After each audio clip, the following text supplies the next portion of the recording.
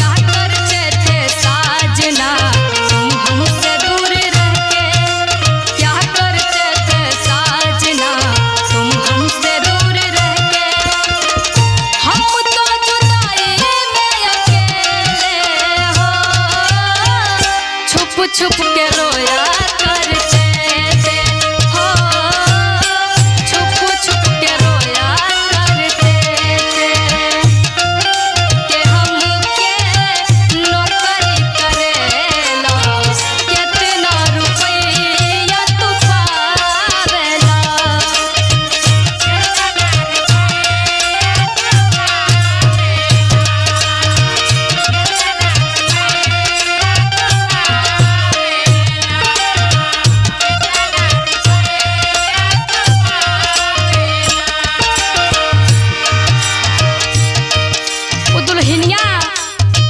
और का कहतिया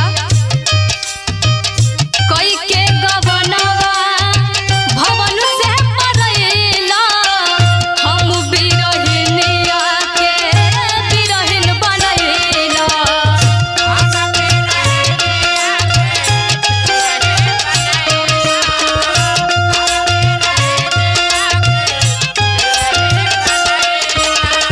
रोवतिया कहतिया कि राजा जी हमरा के छोड़ के जाता नहीं, हम कैसे रहब, है दूठे बाल बच्चा कैसे रही हम। कई के गवनवा भवन से परैला, हम बिरहिनिया के बिरहिन बनैला।